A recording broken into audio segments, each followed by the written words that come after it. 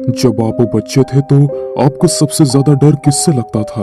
मेरा डर किसी आम बच्चे से अलग नहीं था। अंधेरा, राक्षस, भूत प्रेत, वे सभी चीजें जिनके बारे में हम कुछ नहीं समझते और यही सोचते हैं कि वो हमें नुकसान पहुंचाएंगी। मुझे ये कहना होगा कि कम उम्र में ही ये डर मुझसे दूर हो गए थे।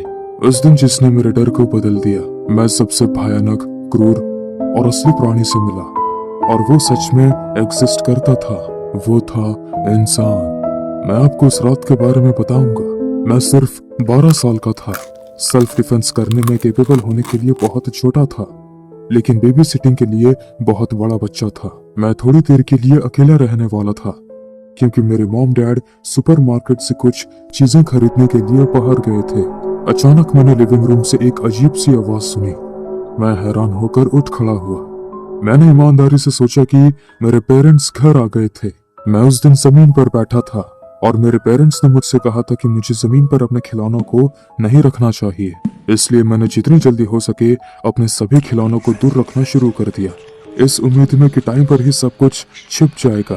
थोड़ा और टाइम निकल गया और मेरे पेरेंट्स मेरे कमरे में नहीं आए। ये मुझे थोड़ा अजीब लगा।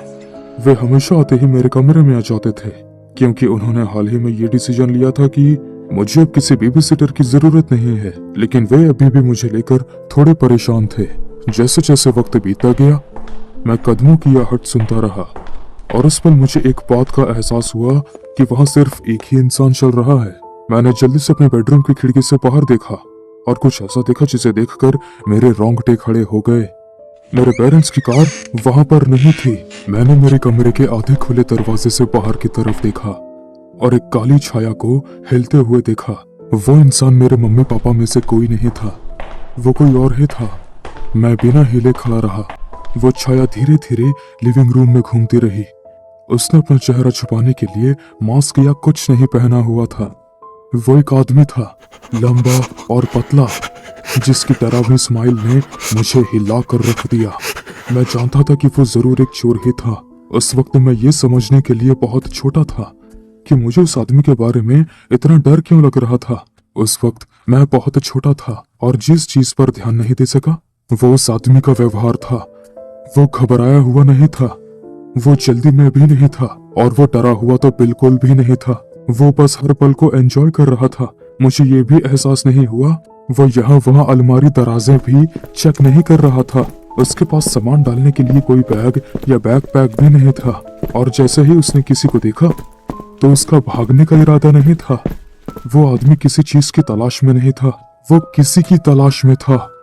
जैसा कि मैंने आपको बताया था, उस वक्त मैं ऐसी किसी सिचुएशन का सामना करने के लिए, सही डिसीजन लेने के लिए बहुत छोटा था।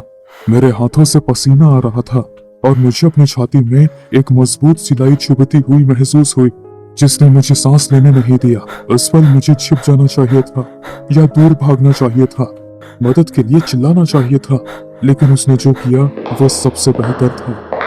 मेरे घर के आसपास घूम रहे उस अजीब आदमी का सामना करते हुए मैं वहीं खड़ा रहा, उसे घूरता रहा।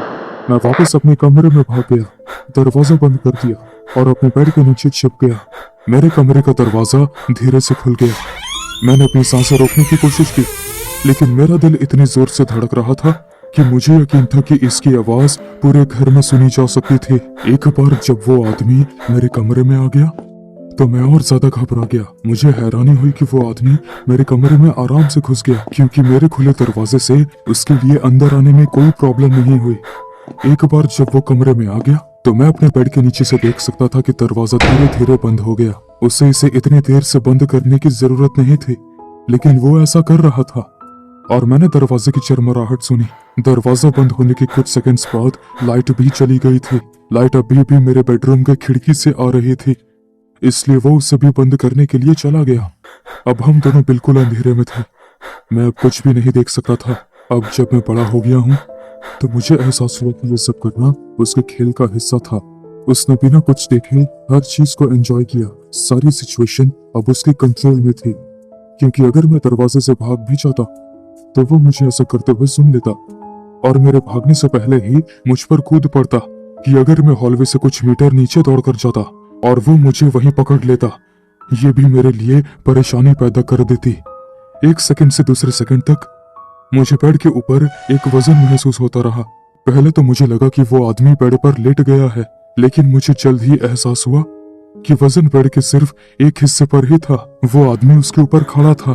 मेरी घबराहट बढ़ गई और मुझे सांस लेने में और ज्यादा दिक्कत हो रही थी। जब वो उसके ऊपर चढ़ा तो मैं फर्श पर बिल्कुल फ्लैट हो गया और मैं अपने आप को रोने से नहीं रोक सका, इसलिए धीरे से रोने लग गया।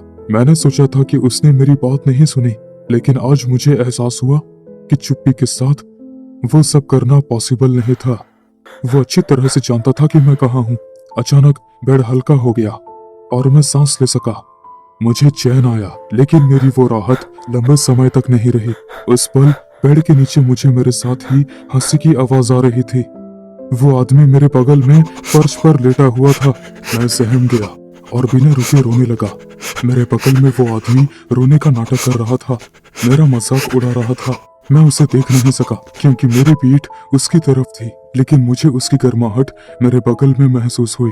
फिर मुझे अपनी कमर के आसपास कुछ घूमता हुआ महसूस होने लगा। ये मेरे सोल्जर टॉयज में से एक था। सोल्जर अपनी प्लास्टिक की बंदूक से मुझे मार रहा था। हालांकि ये दर्दनाक नहीं था, लेकिन टॉय के दबाव के कारण मुझे दर्द हुआ और साइको की हंसी पूरे कमरे में गूंजती रही। और तभी अचानक उम्मीद की किरण नजर आई। मैंने अपने पेरेंट्स की कार को घर की तरफ आते हुए सुना। मैंने कोई हरकत करने के लिए उस मोमेंट को यूज किया और अपने कमरे से भागते हुए बेड के नीचे से जोर से चिल्लाया। मैं रोते हुए हताश होकर बिना पीछे देखे तेजी से भागा। वो आदमी चाहता तो मुझे पकड़ सकता था, लेकिन मैंने कभी अपने पीछे उसके पैरों की आवाज नहीं सुनी। मम्मी, पापा, मेरी मदद करो। क्या हुआ डियर? क्या तुम्हें चोट लगी है? क्या तुम ठीक हो? एक आदमी है घर में, एक डरावना और बड़ा आदमी है। वो मेरे बेडरूम में है। वे जल्दी से मेरे कमरे में गए, लेकिन वहां कोई नहीं था। बस एक अंधेरा कमरा और खुली हुई खिड़की थी।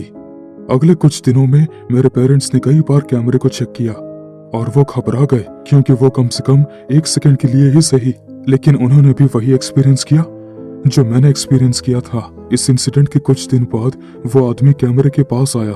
उसे घूर रहा था, मानो धमकी दे रहा हो, मानो कह रहा हो कि वो जब चाहे वापस आ सकता है और मुझे ले जा सकता है। कुछ महीनों बाद हम वहां से चले गए। मेरे पेरेंट्स उस आदमी के वापस आने के बारे में सोच भी नहीं सकते थे। ये सब होने के कुछ दिनों बाद मेरी खिड़की के नीचे एक नोट दिखाई दिया। नोट में मेरा नाम लिखा था और कहा गया था कि अगर मेरे पेरेंट्स उस दिन उस वक्त पर नहीं आए होते तो वो अभी भी मेरे साथ खेल खेल रहा होता।